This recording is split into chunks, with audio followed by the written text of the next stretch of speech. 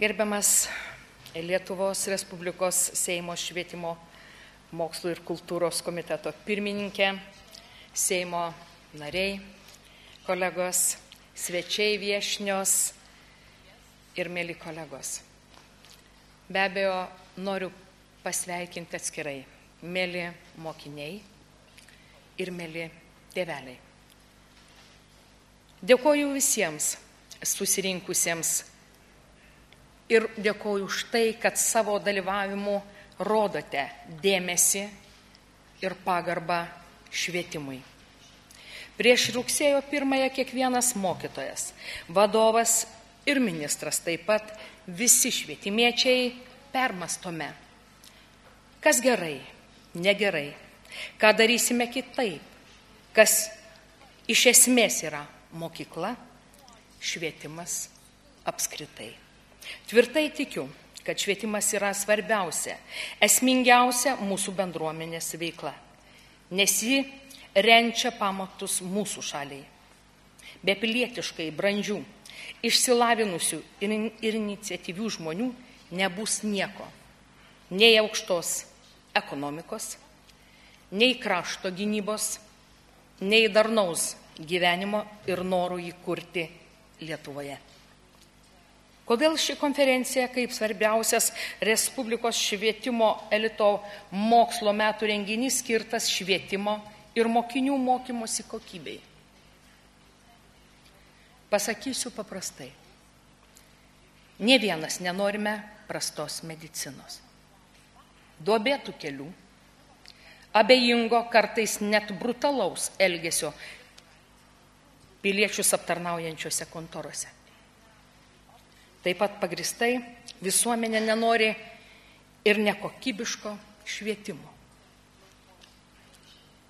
Nesirūpindami švietimo kokybę, išsižadame savo ateities, nededame pagrindo valstybės brandai. Švietimo rezultatas ateina negreitai. Reikia kantriai, nuosekliai dirbti. Švietimas sunki užduotis. Per visą nepriklausomybės laikotarpį dėmesys nekartą buvo nukrypęs nuo esminio tikslo prie iki galo neužbaigtų darbų, kaip pavyzdžiui bendrojo ir išplėstinio kurso sujungimas į valstybinius egzaminus, adaptuotos programos pasiekmes norinčiam toliau mokytis suaugusiajam ir kita. Suprantu, kad kliūtys negali būti panaikintos vienu mostu. Tačiau turime daug tyrimų, išvadų, duomenų apie švietimo būklę. Jie duoda nuorodų, ką ir kaip padaryti geriau. Pradėjusi dirbti ministre, paklausiau ministerijos skyrių ir pavaldžių institucijų, kaip diegiamos švietimo, mokyklo, mokinių vertinimo išvados, kas daroma, kad kokybė pagerėtų. Manau, tai prasmingas klausimas ir savivaldybėse, ir kiekvienoj mokykloje. Švietimo sritis turbūt vienintelė iš visų nuo pat nepriklausomybės pradžios turi gerai ekspertų vertinamas strategijas. Ir ne vieną jų turim. Tačiau, sakyčiau, einant nusibrėžtą kryptimi buvo stokota strateginio valdymo. Nuosekliai nesilaikyta strateginių tikslų. Bėgame neužbaigę darbų, nepasiekę reikšmingų rezultatų ir tada nesukuriame visuomenės trokštamos ir pasaulio švietimo raidą atitinkančios kokybės. Darykime viską, kad būtų nuosekliai rūpinamasi didžiausios švietimo reformos pradininkės profesorės Meilės Lukšienės nubrėžta švietimo pertvarkos kryptimi. Nenukrypstama tik į vieną sritį, ar aukštąjį, ar profesinį, ar bendrąjį ugdymą, dirbama visą sistemą tobulinant. Mūsų visų švietimo sistemos politikų ir administratorių svarbiausias uždavinys – stiprinti švietimo kokybę. Tam turime reikiamas teisinės prielaidas.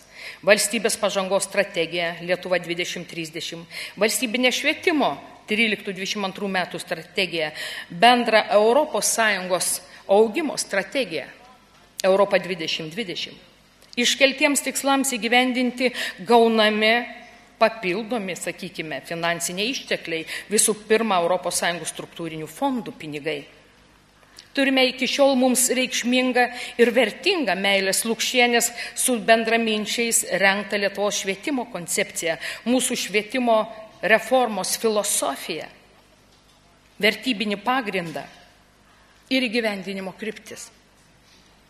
Kasmet nacionaliniu lygiu keliami švietimo ir mokslo ministro prioritetai, tvirtinami ministro pirmininko. Esu įsitikinusi, kad kiekvienai savivaldybei ir mokyklai svarbu turėti savo metų ar kalendorinių metų prioritetus, juos įgyvendinti ir po to įvertinti pagal užbrėžtus rodiklius. Raginčiau savivaldybės dirbti su mokyklų vadovais, bendruomenėmis dėl mokyklos veiklos prioritetų, ar metams, ar 2, ar 3, kelti konkrečiai mokyklai uždavinius, nukreiptus gerinti mokinių pasiekimus. Lietuvos švietimas turi aukštų rezultatų, profesionaliai įgyvendinamų ir rezultatą duodančių iniciatyvų. Europinio, drįsčiau teikti, pasaulinio lygio pedagogų turime ir mokyklų taip pat. Mūsų mokiniai tarptautinėse olimpiadose, konkursuose laimi medalius. Mokyklos parodo gražių pilietinių akcijų, tačiau palyginti su kitomis pasaulio ar Europos Sąjungos šalimis, Lietuvos mokinių pasiekimai vidutiniški. Nors turime daug ugdymo įstaigų, tačiau jų įvairovė maža, trūksta galimybių kiekvienam mokiniui rasti geriausią, jo poreikius atitinkančią aplinką. Nepatenkinti nei tėvai, nei mokiniai. Ir pedagogai nėra iki galo patenkinti savo darbu. Švietimas atlieka ir daugybę socialinių funkcijų, ne tik ugdymo, mokymo, auklėjimo, lavinimo, bet ir socialinės atskirties mažinimo, pilietinio gyvenimo, tradicijų, papročių išlaikymo, kultūros kūrimo, bendradarbiavimo, sveikatos stiprinimo. Iš vienos pusės gal ne tai esmė, bet natūralu, nes švietimo pertvarkos susietos su holistinė žmogaus ir visuomenės samprata, demokratinės vertybėmis. Panalizuokime, kokie mūsų rezultatai ir į ką šiais mokslo metais turime kreipti daugiau dėmesio, dirbti nuosekliai ir sutelktai. Kokie šių mokslo metų prioritetai? Šių mokslo metų svarbiausios darbų kryptys. Lietuvos Respublikos vyriausybė šiais mokslo metais toliau didins priešmokyklinio, bendrojo ugdymo ir profesinio mokymo kokybę ir prieinamumą. Ruošiamės privalomam priešmokykliniam ugdymui, išmėginame klasės krepšelį, stipriname lietuvių kalbos ir literatūros mokymą visose Lietuvos mokyklose ir lietuvių ir kitų tautinių bendrijų. Dedamos pastangos, kad profesinis mokymas taptų dar prieinamesnis ir lankstesnis. Toliau bus plečiama vaikų neformaliojo švietimo įvairovė. Vyriausybė nuo kitų metų tam didins finansavimą. Sieksime mažinti mokinių skaičių specialiojo ugdymo ir socializacijos įstaigose. Netrukus šios įstaigos bus pertvarkomos. Dar vienas itin svarbus ateinančių metų prioritetas – paskatinti, kad mokytojų bendruomenė pasiektų aukštą profesionalumo lygį.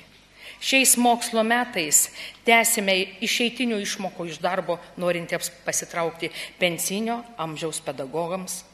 Ieškome galimybių didinti mokytojų atlyginimus, siekiant pritraukti jaunus, išlaikyti geriausius ir nuolat tobulėjančius mokytojus. Vyriausybės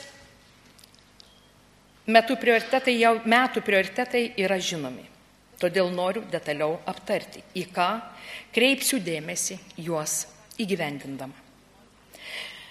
Visą mano pranešimą gausite konferencijos pabaigoje ir neišsigaskite. Jis yra gana didelės apimties, apie 40 lapų.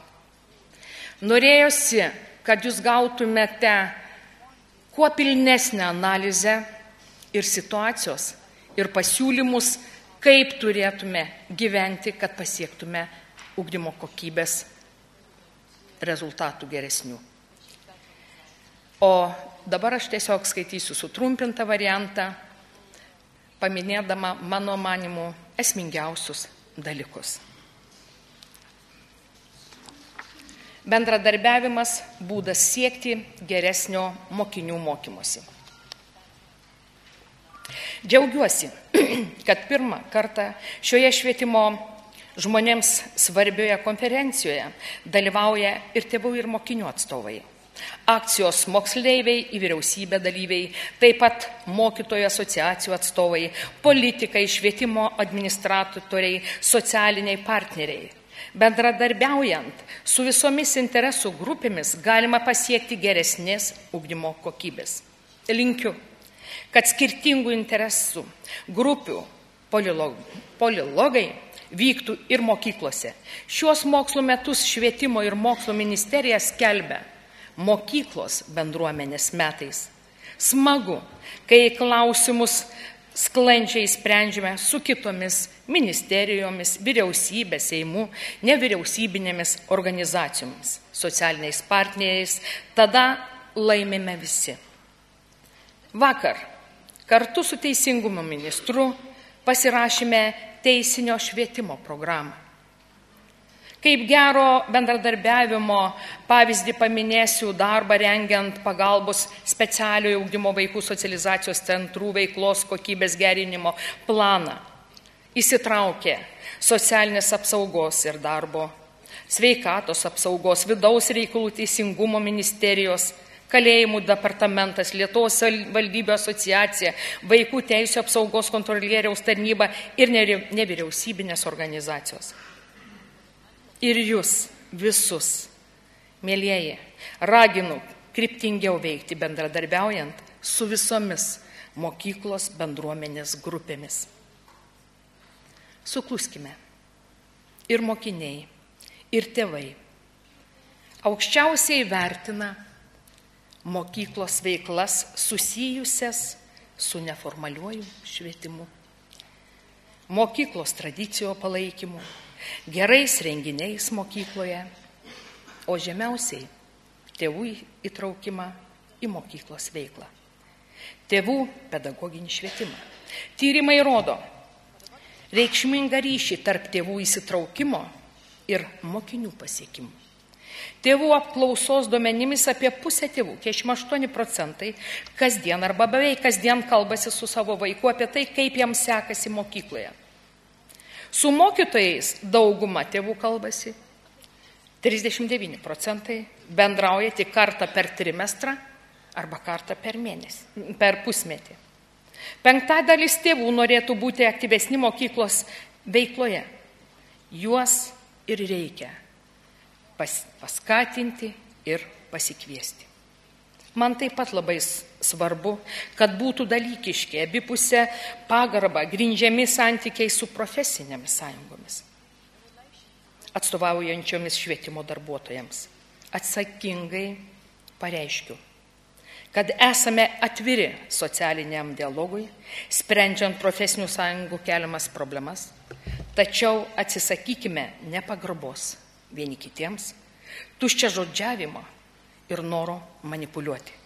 Suprantamas pedagogų nepasitenkinimas darbo užmokesčių, rūpestis dėl profesijos prestižo ir kitų nūdienų švietimo procesų.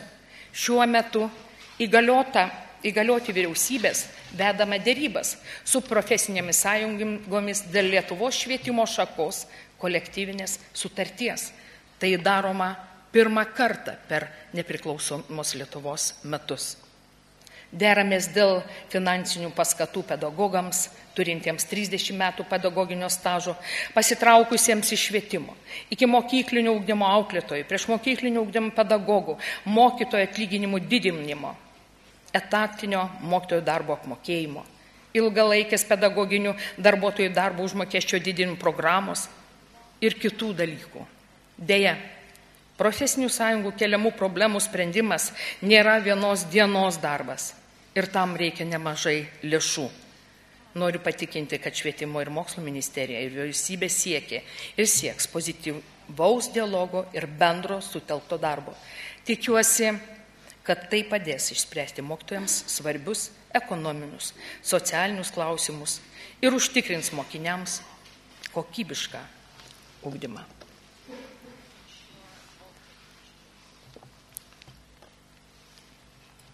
Ankstyvojo ugdymo prieinamumo didinimas iki mokyklinio amžiaus vaikams.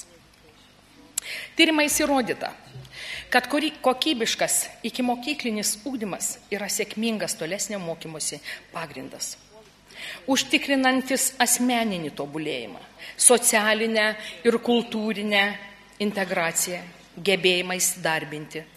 Tarptautinių tyrimų duomenimis lankęs darželį 15-metis Lietuvoje savo bendraamžius lenkia 36 taškais. Tai yra beveik 1 metais. Tai rodo gerą Lietuvos ikimokyklinio ugdymo pedagogų darbą. Nors čia irgi neriba. Pavyzdžiui, Šanchajuje priešmokyklinis ugdymas duoda didesnį efektą. Tai yra 118 taškų. Slovakijoje 105, Prancūzija, Izraelis 100 taškų. Reikia rimtai dirbti, kad vaikui būtų suteiktas jo vaikystę turtinantis, asmenybę tobulinantis ugdymas, o į netinkamus, kartais net žiniasklaidoje skandalingai nuskambėjusius faktus, nors jie būna pavieniai. Visos tarnybos turi reaguoti operatyviai ir nedelsiant šalinti trūkumus. Vienas iš jų - ikimokyklinių ugdymo įstaigų stygius. Savivaldybė yra atsakinga ne tik už tuos vaikus, kurie yra ugdomi savivaldybės institucijose, bet ir už tuos, kurie gyvena savivaldybės teritorijoje.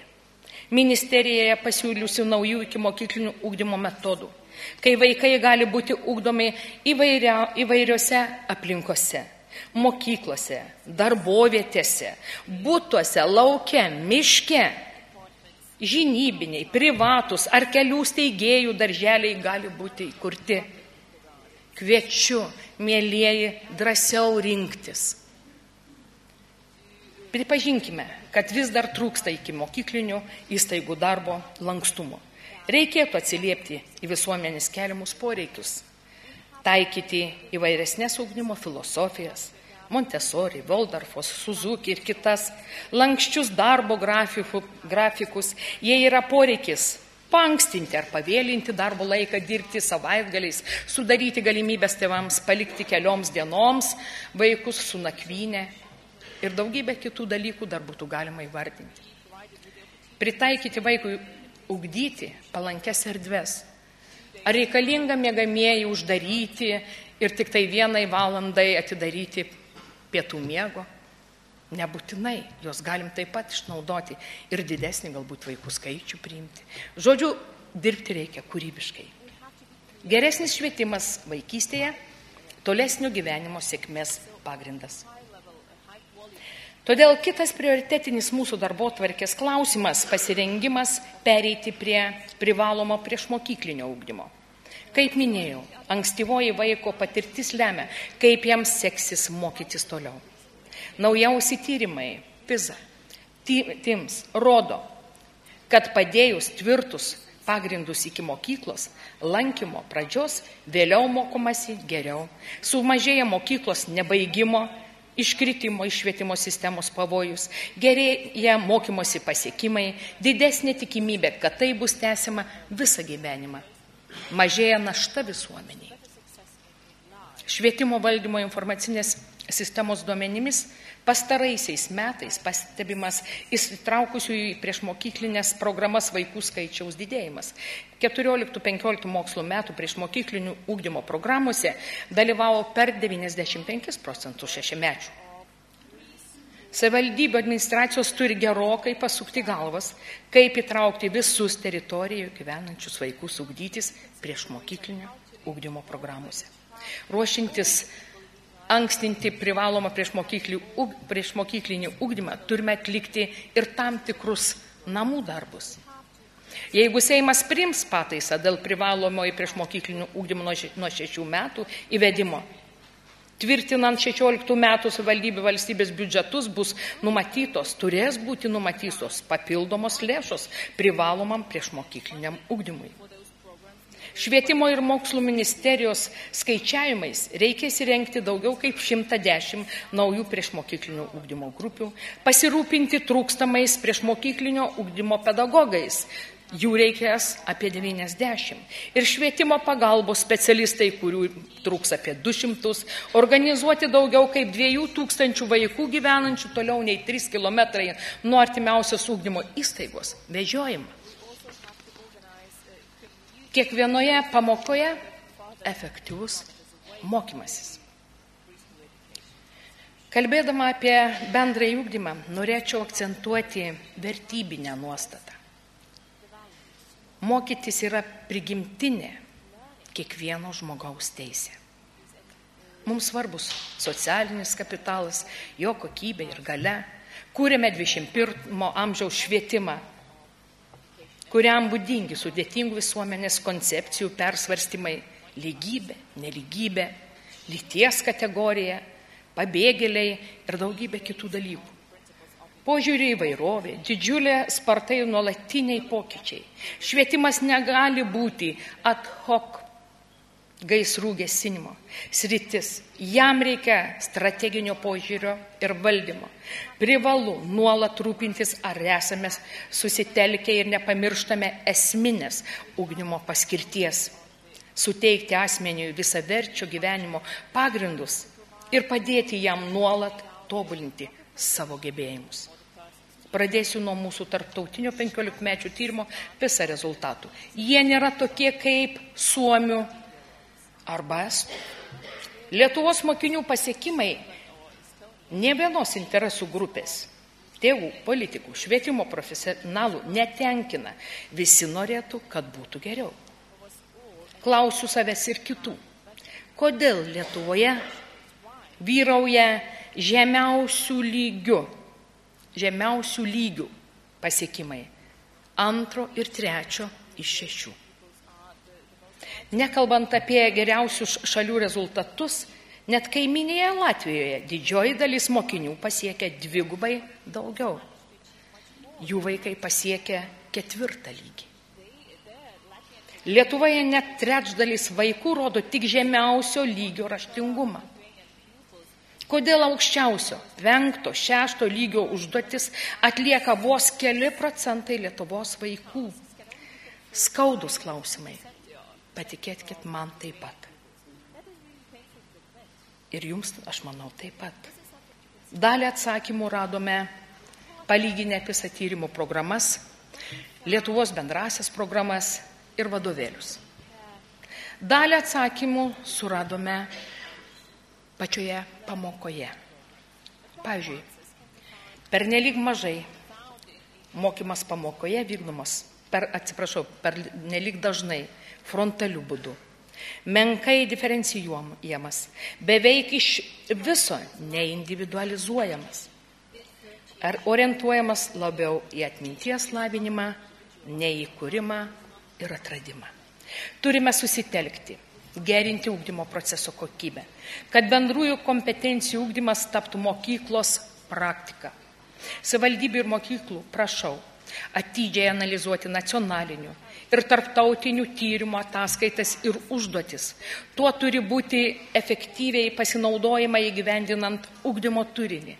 Tam bus naudinga specialiai parengta medžiaga savivaldybėms, mokykloms ir mokytojams. Tikiuosi, kad mūsų mokiniai bus mokomi šiuolaikiškai, orientuojantis į kiekvieno iš jų pažangą ir Lietuvos mokinių rezultatai tenkins ir juos pačius, ir mėlėjai mano mokytojus, ir politikus, ir administratorius. Ir dar norėčiau pabrėžti, esame atsakingi už visų vaikų ugdymą. Turime sutelkti dėmesį ne į elitinės mokyklas. Dėl jų egzistavimo iš valstybės ar savivaldybių biudžetų prasmės reikėtų rimtai pasvarstyti. Mūsų dėmesio centre turi būti egalitarinis vertinimas. visų vertinimas.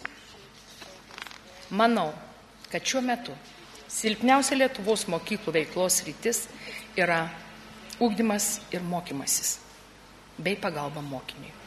O tai pati mokyklos darbo esmė. Atkreipiu dėmesį į individualizuotą, personalizuotą mokymą ir mokymasi, kad ugdymo turinys būtų pritaikomas vaikui, o ne vaikas pritempiamas prie ugdymo turinio. Taigi dar ir dar kartą akcentuoju, pagrindinė mokyklos veikla yra aktyvus vaiko mokymasis. Pamoka valstybės investicija į mokinį, todėl labai svarbus kiekvienos pamokos veiksmingumas. Mokyklų vadovai turi ypač daug dėmesio skirti, kad visa veikla pamokoje būtų skirta mokymuisi. Pirmiausia, svarbu lankomumas, kad nebūtų praleista nei vienos pamokos, nei viena pamoka. Garantuotas kokybiškas pavadavimas. Yra faktų, kad klasių dienynuose žymime pamokas, kurios neįvyko dėl mokyklos renginių, projektų, mokytojų išvykimo į kvalifikacijos tobulinimo renginius. Tėvai kelia problemą dėl mokytojų vėlavimo ir pamokų praleidinėjimo. Lietuvoje nustatyta 35 arba 45 minučių pamokos trukmė, bet dėl mokinių, o kartais ir mokytojų vėlavimų sutrumpėja mokymosi laikas ir tai atsiliepia. Rezultatams. Būtina imtis rimtų priemonių, vėlavimą ir pamokų praleidinėjimą dėl mokyklos švenčių minėjimą ir kitų priežasčių užkardyti. Taigi kiekviena pamoka tebūnie šventas reikalas. Ji nebūtinai turi vykti klasėje, gali ir turėtų keltis ir į kitas erdves, aplinkas, gamtą, muziejų, gamyklą, biblioteką ir daugybę kitų dalykų jūs galite sugalvoti. Pamokų organizavimas kitose erdvėse turėtų būti ne tik mokytojų rūpestis. Padėkime mokytojams tai organizuoti. Prašau visų interesų grupių diskutuoti dėl galimų šalies lygmens sprendimų. Ar reikia nustatyti kriterijus, kad praleistam kažkiek pamokų mokiniui neišduotumėm išsilavinimo dokumento? Mokslo metus pradėkime su šūkiu: nei vienos praleistos pamokos. Kai neveiksmingai dirbama pamokoje, didinamos namų darbų apimtys. Tyrimai rodo, kad mokinių namų darbų trukmė yra per ilga, o jų panaudojimas menkas. Ta pati klausimą kelia mokiniai ir tėvai. Kam tiek daug namų darbų, jei po to su jais pamokoje nedirbama, jei mokymasis vyksta tik savarankiškai namuose. Visi žinome, kad dalis mokinių neturi galimybės tinkamai atlikti namų darbų dėl prastų sąlygų namuose. Kam užduoti tiek ir tokių namų darbų, jeigu jie per sudėtingi ar per primityvūs, nediferencijuojami. Siūlau jautriai, atsakingai žiūrėti į kiekvieną vaiką ir jo realią situaciją namuose ir prireikus sudaryti sąlygas namų darbus atlikti mokykloje. Turime jautriau paisyti mokinio mokymosi konteksto, sąlygų ir vertinti konkretaus mokinio pažangą, pašalinti mokinių selekcijos, segregacijos atvejus. Jie veda tik į konkurenciją ir patyčias. Mums švietimo profesionalams turi rūpėti ne reitingų lentelės, bet geresni kiekvieno mokinio rezultatai. Savivertė jau sena.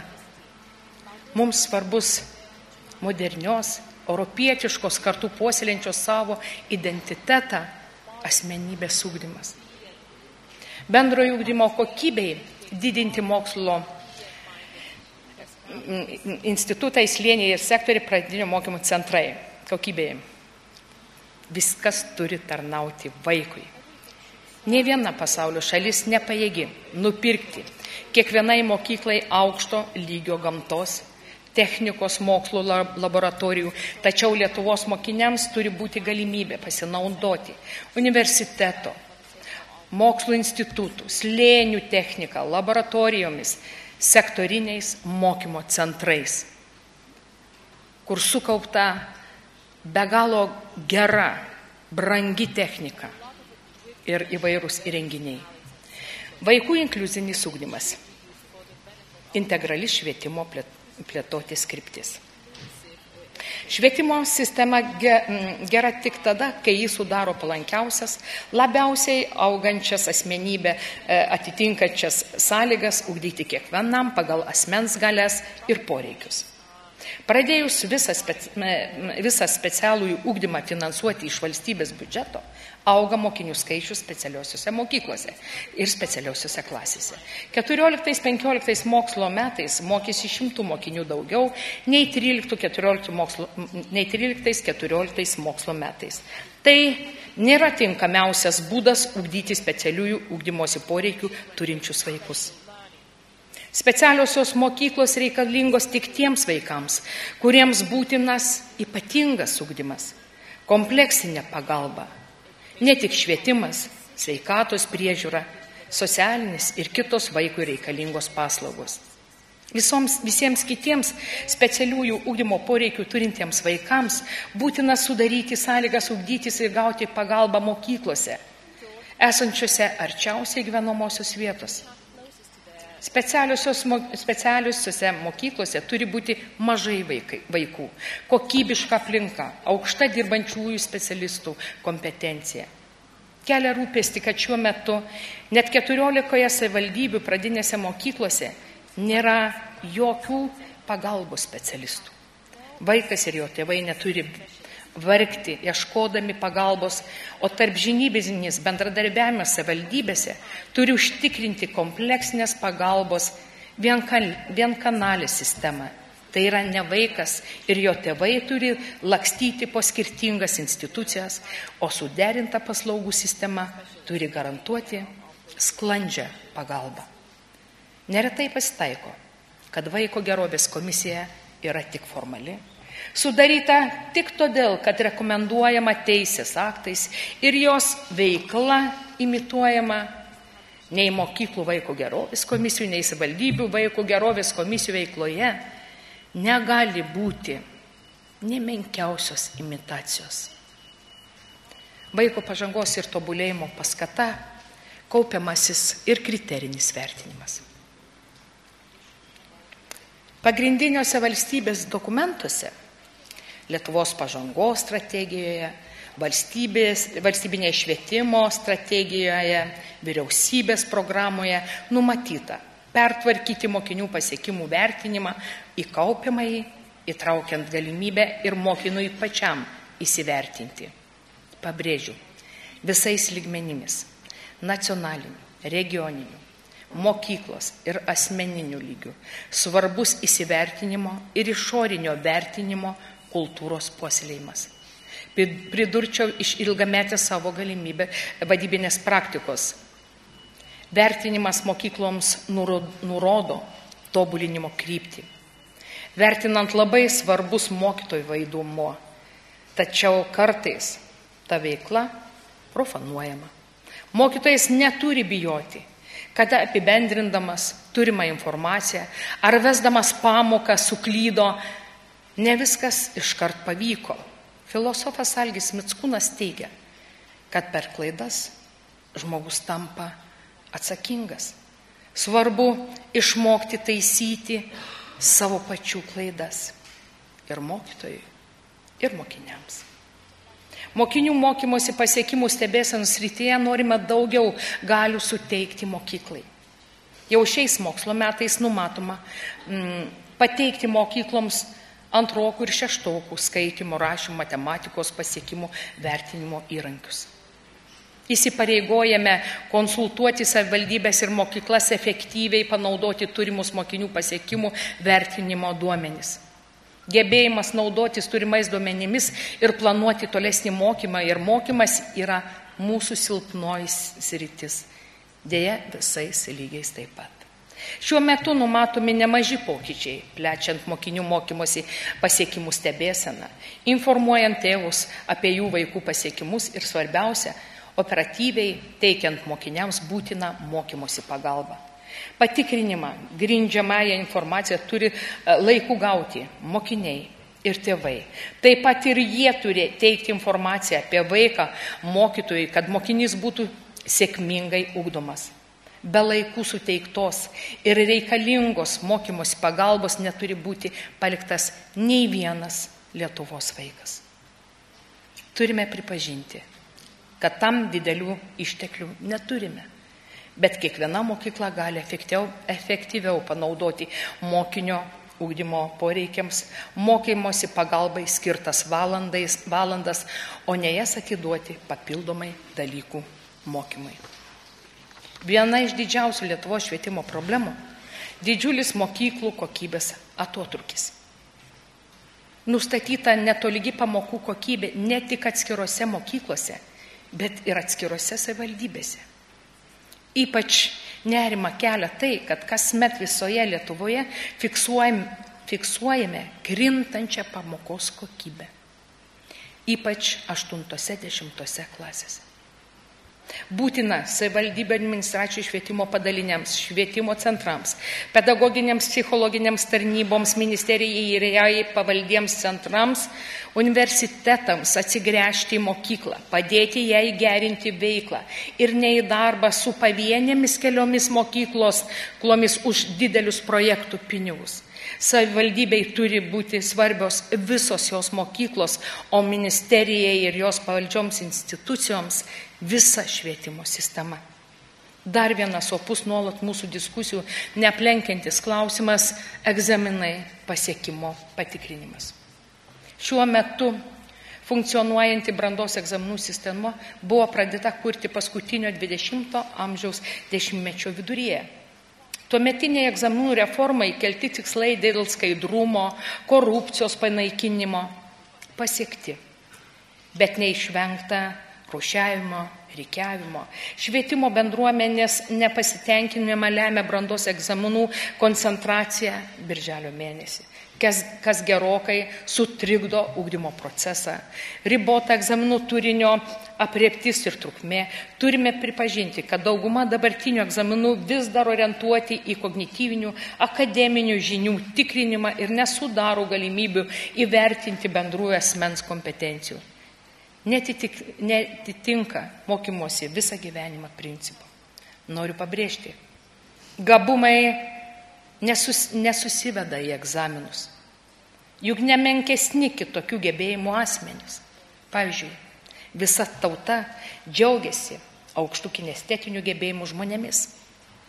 Arvydu Saboniu, Rūta Meilutytė, muzikinių gebėjimų Violeta Urmana, meninio intelekto Romualdu Granausku. Ar jų talentai būtų galėję išsiskleisti, jeigu jie būtų visi guldyti į prokrusto lovą? Būtų primiktinai verčiami įgyvendinti visus bendrus sistemos reikalavimus. Pasakysiu drąsiai, pasaulyje nėra surasta teisingo mokinių atžvilgių vertinimo, pasiekimo vertinimo. Birželio mėnesį, kas daroma pas mus. Akivaizdu, kad iškilusi būtinybė subtiliau įvertinti mokinių gebėjimus ir įgūdžius, reikalingi esminiai pokyčiai bendrosioms ir socialinėms kompetencijoms vertinti. Jau parengtas ir išbandytas naujo tipo vertinimo įrankis brandos darbas, kurio programą praeitoje, ar čia kurio nebežinau, savaitėje patvirtinau. Brandos darbą planuojama įvesti nuo 17-18 mokslo metų. Laukia dar vienas svarbus darbas. Diskusija su aukštosiomis mokyklomis dėl brandos darbo įvertinimo, panaudojimo, atrenka abiturientus studijoms. Aš manau, kad kiekvienas mokinio atliktas darbas turi būti vertintas ir turi būti reikšmingas jo gyvenime. Nauja mokinių vertinimo sistema turi būti lankstesnė, teikti daugiau laisvės mokytojui profesionaliai ir kūrybiškai įgyvendinti ugdymo turinį. O vertinimą tolygiai subalansuoti per visą ugdymosi laiką. Orientuojantis į mokinių amžiaus tarpsnius, būtina pertvarkyti mokinių pasiekimų vertinimą į kaupiamąjį, įtraukiant galimybę mokiniui pačiam save įsivertinti. Tai didžiulis uždavinys nacionaliniame egzaminų centrui. Šiais metais žadame parengti baigiamųjų egzaminų ir pasiekimų patikrinimo pertvarkos į kaupiamojo kriterijinio vertinimo sistemos koncepcijos projektą. Ministerija konsultuosis su specialistais, srities ekspertais, visuomenė, socialiniais partneriais, kaip objektyviau įvertinti besimokančiųjų kompetencijas ir mokyklų darbą. Savivaldybių prašome daug dėmesio skirti formuojamojo vertinimo kaip kasdienės praktikos klasėje plėtrai, atitinkamai tobulinti pedagogų kvalifikaciją. Tikimės atsakingų universitetų veiksmų rengiant pedagogus, gebančius tinkamai vertinti mokinių ir mokymosi pažangą ir mokyklos ir pasiekimus. Neformaliojo vaikų ugdymo plėtra. Esu pasiryžusi pertvarkyti neformalų ugdymą. Būtina koncentruotis ne tik į muziką, dailę, sportą, šokį, tačiau ir į mokslinę, techninę kūrybą, robotiką, gamtamokslinius tyrimus, kraštotyrinę ir kitokią vaikams patinkančią intelektinę veiklą. Norime, kad neformaliojo ir formaliojo švietimo dermė duotų gerų rezultatų. Turime toliau diskutuoti dėl neformaliojo ugdymo finansavimo. Švietimo ir mokslo institucijų registre kol kas neįregistruota nei viena stovykla. Kas ir kokias kokybės paslaugos teikia? Taigi, ar iš tiesų švietimas turi dalintis savo ribotais ištekliais neregistruotiems švietimo teikėjams? Džiaugiuosi, kad po 7 metų pertraukos Švietimo ir mokslo ministerijoje įvyko vaikų ir jaunimo socializacijos projektų konkursas. Tam skirta šiais metais buvo 100 000 eurų. Mažai, tikrai taip, bet pradžia yra. Šiais mokslo metais pradedame visuotinai įgyvendinti neformaliojo švietimo krepšelio metodiką. Skirstant lėšas neformaliajam ugdymui vadovaujamasi visuotinumo principų. Rengiamos rekomendacijos, tiksliau jau parengtos savivaldybėms dėl neformaliojo vaikų švietimo mokyklų veiklos kokybės vertinimo. Patvirtinau neformaliojo vaikų švietimo lėšų skirimo ir atnaujinimo 15 metų tvarkos aprašą. Pagal jį savivaldybės turi pasirengti neformalaus vaikų švietimo lėšų skirimo, panaudojimo tvarkas ir panaudoti skirtas lėšas taip, kad 20% mokinių padaugėtų neformaliajame švietime. Nuo šių mokslo metų stiprinamas dėmesys vaikams mokyti plaukti. Tam 15 metais Švietimo ir mokslo ministerija skiria 28 000 eurų, 16 metams paskirta, jau bent jau taip sudėrėta su vyriausybė, 145 000 eurų. 16 metų Liepos 4-9 diena Vilniuje, tai yra ypatinga diena, vyks 8 Lietuvos mokinių dainų šventė. Tu mums viena. Dainų šventė yra išskirtinis Lietuvos kultūros reiškinys, kuriam ruošiamasi 4 metus. Norint išvengti praėjusios dainų šventės klaidų, sieksime tarp institucinio, policijos, sveikatos priežiūros, savivaldybių bendradarbiavimo. Būčiau dėkinga, jei jūs savivaldybių švietimo vadovai tam skirtumėte asmeninį dėmesį. Vaiko minimalios ir vidutinės priežiūros sistemos tobulinimas. Visi žinote nemalonios informacijos apie vaikų globos namus ir socializacijos centrus, apie delinkventinio elgesio mokinius, apie įstaigose ir už jų ribų besisukiojančius asmenis. Turime pripažinti, kad šie vaikų centrai, nežiūrint įdėtų ministerijos pastangų, nepajėgus iš buvusių vaikų kolonijų transformuotis į pažangias modernes ugdymo ir kompleksinės pagalbos vaikų įstaigas. Rengiamasis vaikų minimalios ir vidutinės priežiūros įstatymo pakeitimas siekiama įteisinti, kad vaiko problemos būtų sprendžiamos mokykloje, globos namuose, netidėliotinai, čia ir dabar. Tikiuosi, kad Švietimo ir mokslo ministerijos idėja neišsikreips keliaudama per institucijas, kai derinsime pataisas. Vaikai neturi patekti į vaikų socializacijos centrus už nedidelius nusižengimus. Pavyzdžiui, tik už mokyklos nelankymą. arba kažkokius vaikiškus nusikaltimus kabutėse. O dabar tai atsitinka. Todėl bus teigiami naujo tipo, maži, nedaugiau kaip 20 vaikų socializacijos centrai. Jie padės vaikui resocializuotis, sudarys sąlygas dalyvauti bendrojo ugdymo ir profesinio mokymo programuose, neformaliojo švietimo veiklose. Prevencinės veiklos mokyklose stiprinimas. Prevencinę veiklą traktuočiau šiek tiek plačiau nei išankstinis netinkamos veiklos elgesių užkirtimas. Pirmiausia, mokyklose prevencinė veikla turi būti skirta tinkamiems įgūdžiams ir vertybėms formuotis. Mums svarbi turi būti mokinio sveikata plačiaja prasme. Turime dėmesį sutelkti į dvasinę, psichinę, fizinę, kultūrinę ir socialinę mokinio gerovę. Turime pripažinti, kad smurto ir patyčių atvejai dar dažnas reiškinys mūsų visuomenėje. Neišimtis yra ir mokyklos. Ne vienoje mokykloje netinkamas psichologinis emocinis fonas, trukdantis vaikams ugdytis, gerai jaustis mokykloje. Kodėl taip yra? Juk vykdome daugybę patyčioms mažinti skirtų programų ir projektų. Tarptautinio mokyklinio amžiaus vaikų gyvensenos ir sveikatos tyrimo duomenimis 14 metais Lietuvoje su patyčiomis mokykloje nesusiduria tik vos kas 3 mokinys. Mokiniai pradeda skųstis ir patyčiomis virtualioje erdvėje. Iš savo praktikos gerai žinau, kad mokyklos pajėgios sumažinti patyčių laipsnį, atpažindamos pirmosius menkiausius patyčių pasireiškimus ir nedelsiant tai stabdydamos. Sutinku, alkoholio, tabako ir narkotikų vartojimo prevencijos priemonės sunku taikyti miestuose, kur daug žmonių. Bet pastangas reikia dėti.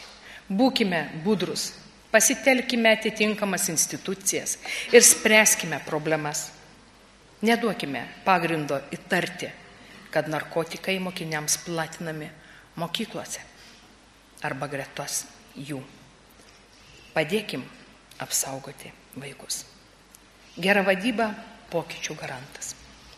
Galiu teigti, kad švietimo sistemoje mokyklose yra demokratija. Galbūt į kartais prastai valdoma. Mums reikia orios laikysenos ir profesionalios vadybos, grįstos duomenimis. Turime puoselėti demokratinės vadybos pasidalytosios lyderystės principus, telkti žmonės kokybę laiduojantiems darbams, juos palaikyti ir motyvuoti. Viena iš būtinų sąlygų įgyvendinti demokratinį mokyklos valdymą yra mokinių ir tėvų savivaldos plėtra mokykloje. Tačiau man bendraujant su mokiniais ir tėvais tenka išgirsti nusiskundimų, kad jie pasigenda savivaldybės specialistų atsakingų už mokinių savivaldą dėmesio ir pagalbos. Todėl kviečiu atsakingus specialistus su mokiniais ir tėvais bendrauti neformaliai, bet iš širdies, padėti jiems išspręsti iškilusias problemas, dalintis turimą informaciją. Noriu su jumis pasitarti dėl savivaldybės administracijų švietimo padalinių vaidmens, dėl savivaldybės lygmens švietimo politikos. Kaip jau anksčiau minėjau, svarbiausias visų švietimo sistemos politikų iš jų ir savivaldybių politikų uždavinys – stiprinti švietimo kokybę, gerinti mokinių pasiekimus. O savivaldybių švietimo padalinių pareiga analizuoti švietimo būklę mokyklose, savivaldybėje, teikti duomenimis grįstą informaciją, siūlyti politikams mokykloms švietimo tobulinimo kryptis. Tačiau realios patikimos būklės analizės nebus, jei tai bus daroma tik kabinetuose. Manau, kad kai kurie švietimo skyrių specialistai nepakankamai išmano mokyklų gyvenimą, menkai prisideda buriant žmonės, per mažai tam skiria dėmesio, kad mokyklų veikla būtų orientuota į pamokos kokybės mokinių pasiekimų gerinimą. Vienas iš savivaldybėms skaudžių klausimų mokyklų tinklas. Jau šį rudenį turime susitarti ir imti rengti naujus tinklo pertvarkos planus. Atėjo laikas, planuojant pokyčius mokyklų tinkle, remtis informaciją apie mokinių pažangą ir pasiekimus, mokyklų pridedamąją vertę. Siūlytume nesiorientuoti tik išgyvenimo politiką. Atkreipiu dėmesį dar į vieną svarbų darbą. Pasirengimą Lietuvos narystiai ekonominio bendradarbiavimo ir plėtros organizacijoje. Narystė joje vyriausybės prioritetas. Privalome įsitraukti į šios organizacijos vykdomus tyrimus ir naudojantis tyrimų duomenimis kurti informaciją grįstą vadybos kultūrą. Pedagogų kvalifikacijos perspektyva. Visada sakiau ir sakysiu. Būtina mokytojui sudaryti palankes kūrybiškai ir iniciatyvai reikštis savo darbo sąlygas. Tai nereiškia, kad turime būti per nelyg atsipalaidavę ir nesiekti aukštesnės ugdymo kokybės. Reiklumas ir atsakomybė dėl rezultatų išlieka. Man rūpestį kelia pedagogų darbo ir jų krūvio kvalifikacijos atitikties klausimas. Dalis vadovų ir mokytojų yra pensinio amžiaus, o dalis jaunesnio amžiaus. Mokytojai dirba keliose mokyklose minimaliu krūviu. Kai kuriuose regionuose šie klausimai yra ganėtinai aštrus.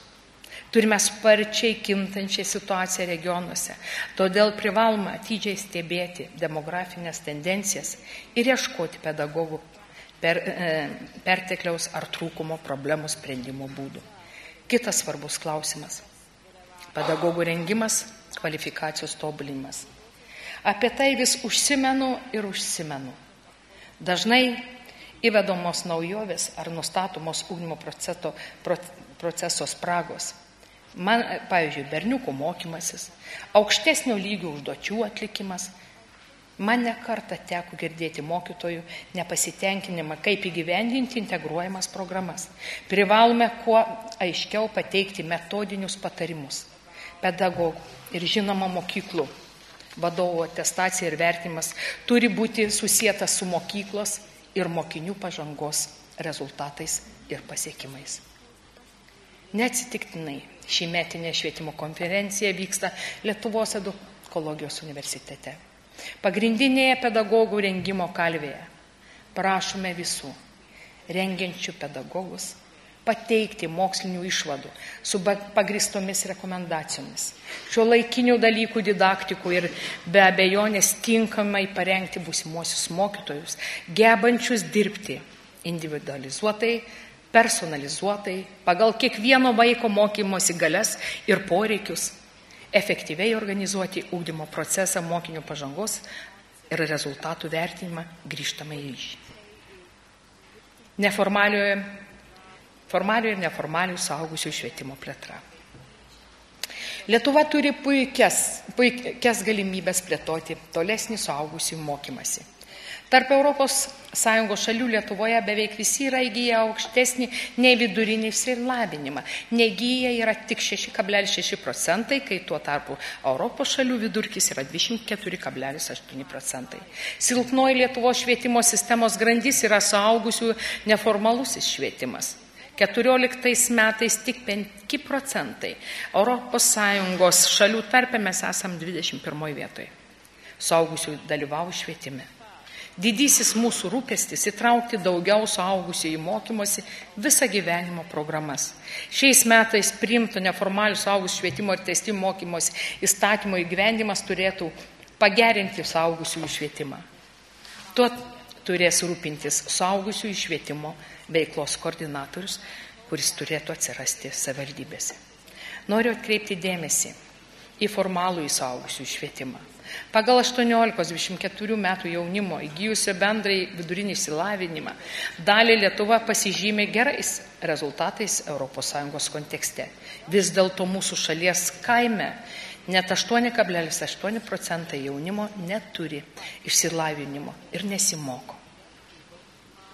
Pedagogai žino, paauglystėje dalis pasiklysta savo paieškose, Vėliau norėtų įgyti išsilavinimą, bet jau šaukštai po pietų, nes nėra formaliojo ugdymo suaugusiųjų mokyklų.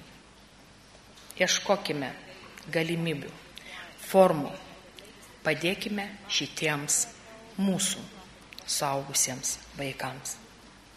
Profesinio mokymo plėtra.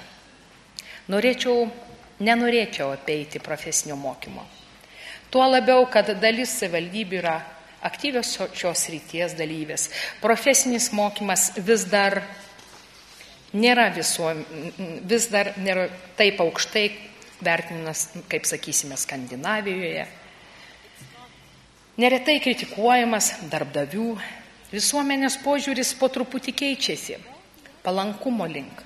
Ta rodo padidėjęs mokinių priėmimas į profesinio mokymo programas. Ir reikia pastebėti, kad kyla priėmimas kiekvienais metais. Pastebiu, yra ir tam tikrų netolygaus išsilavinimo siekimo atvejų. Kelinti metai baigę universitetus, jaunuoliai stoja profesinės mokyklas. Ar viską padarė bendrojo ugdymo mokykla, kad vaikas išvengtų klaidžiojimo ir ar ne per brangiai kainuoja valstybei jaunų žmonių mokymasis pirmiausiai aukštojoje mokykloje, o po to profesinėje?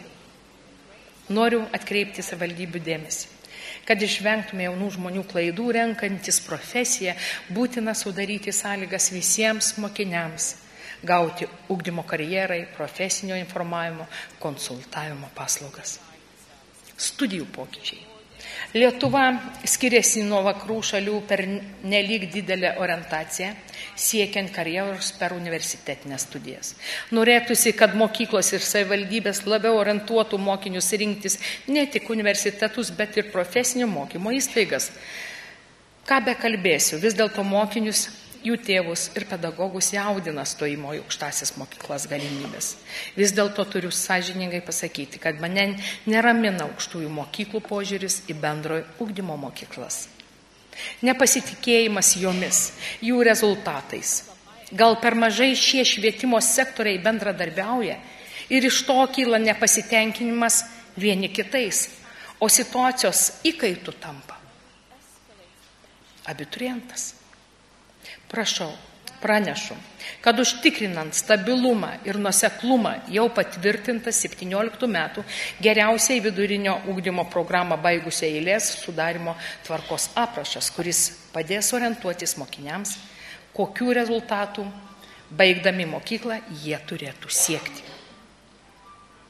Aukštosios mokyklos turėtų būti įpareigotos bent prieš pusę metų paskelbti konkursinio balo skaičiavimo formulę ir minimalius konkursinius balus valstybės finansuojamoms ir nefinansuojams studijų vietoms ir visų įstojusiųjų konkursinius balus paskelbti studentų registre.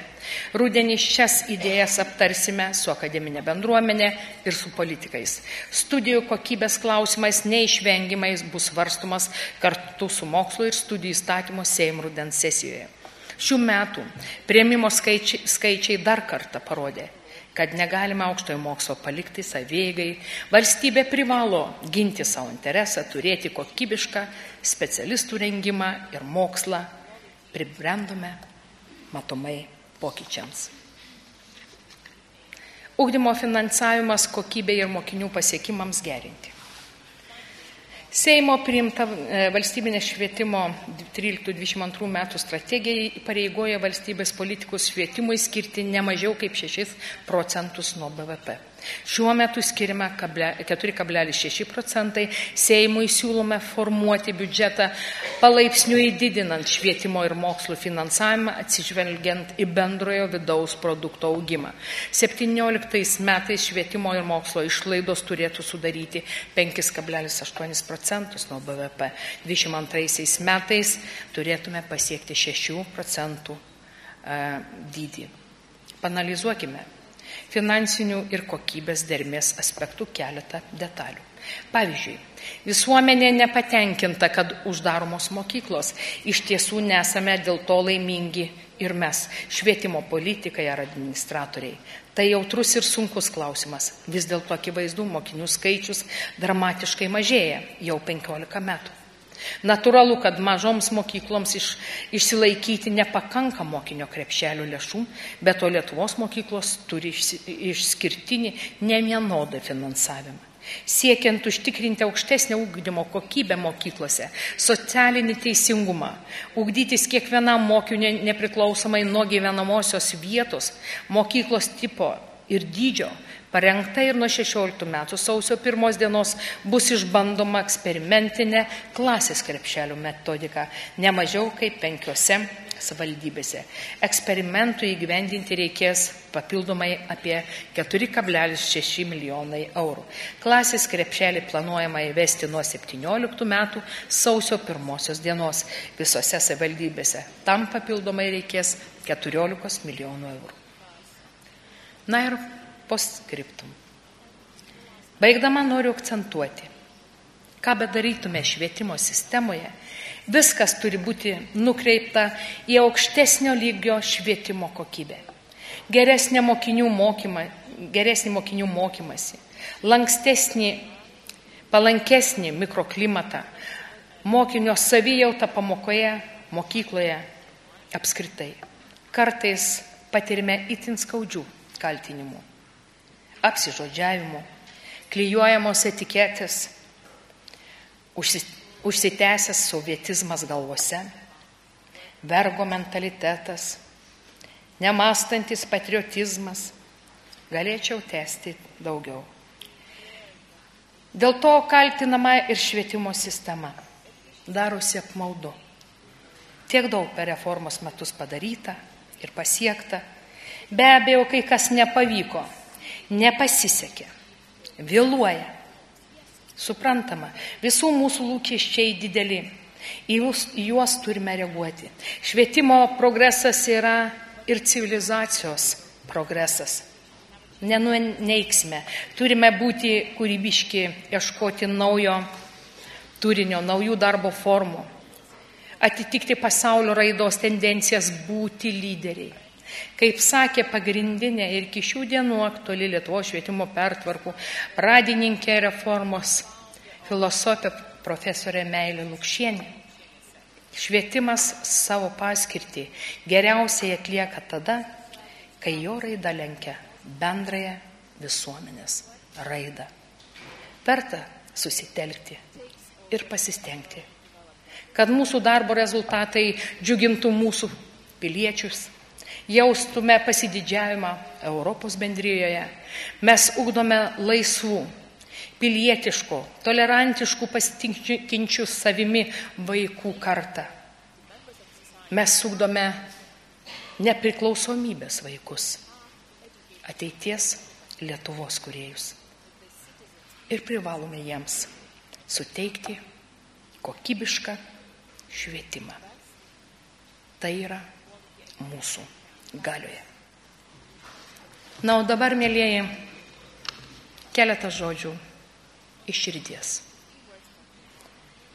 Aš noriu jūs visus nuoširdžiai pasveikinti su artėjančia rugsėjo 1. Džiaugiuosi, kad jūs esate šiandien ne vieniši švietimo skyrių vedėjai, o su savo komandomis, kurios padės jums įgyvendinti visus siekius. Tik kartu būdami mes galim padaryti visą tai, ką aš pasakiau dabar, ir dar daugiau, tai, ką jūs pasakysite baigiamojoj konferencijos dalyje. Būkite laimingi, būkite sveiki ir mylimi. Turėkite daug vaikų ir iki malonių susitikimų.